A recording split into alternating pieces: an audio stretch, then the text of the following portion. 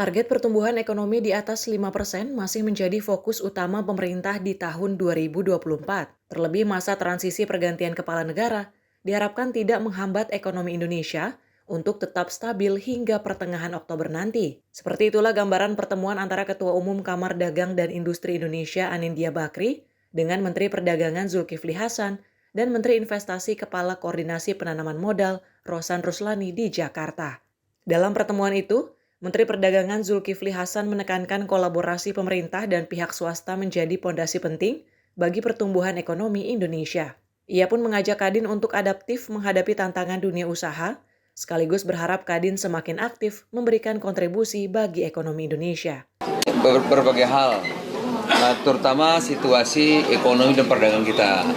Saya mengatakan hari-hari ini kita syukuri ya data-data dan faktanya lebih baik.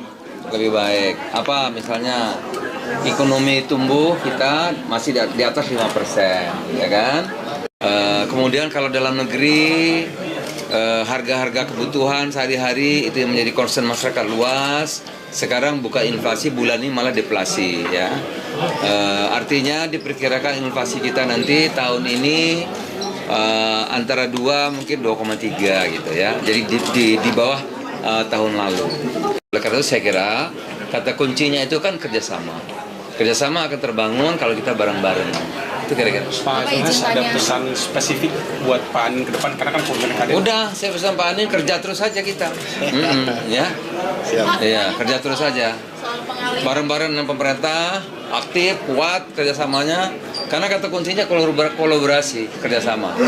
Sementara itu, Ketua Kamar Dagang dan Industri Indonesia Anindya Bakri mengaku terus mencari solusi menjawab tantangan yang dihadapi untuk memperkuat perekonomian Indonesia.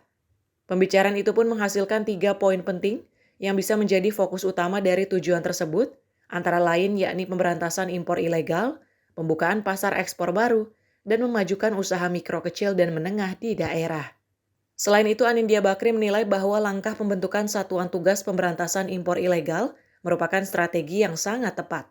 Sebab dia mengaku banyak pengusaha yang dirugikan akibat maraknya barang-barang dari luar negeri yang masuk ke Indonesia secara ilegal. Sementara dalam hal perluasan pasar ekspor, Anindya memastikan bahwa Kadin akan turut serta mendorong peningkatan ekspor ke wilayah Timur Tengah, India, serta ASEAN. Arahannya sangat baik ya, karena satu, kalau tidak salah beliau mengatakan di ujung ya kerja. Karena memang masa depan kita mesti optimis, tadi Pak Menteri Investasi juga menyampaikan, tantangan sangat banyak. Tapi tadi kita bicara 3 hal yang saya rasa menarik ya. Yang pertama, kita berpikir bagaimana Satgas import yang ilegal itu bisa ditegaskan. Karena bagaimana juga itu sangat merugikan pengusaha-pengusaha kita dalam perdagangan. Yang kedua, bagaimana bisa fokus kepada pasar baru untuk ekspor. Tadi beliau menyampaikan bahwa hal-hal seperti Timur Tengah, India, lalu juga ASEAN, dan itu semua cukup menarik karena beliau mengatakan Pak Mendak bahwa tahun ini pun sudah 5 kali ke India misalnya. Dan yang ketiga, bagaimana peran teman-teman di daerah, UMKM, itu juga bisa masuk di dalam percaturan daripada perdagangan ini. Karena nilai perdagangan kita ini kan all time high.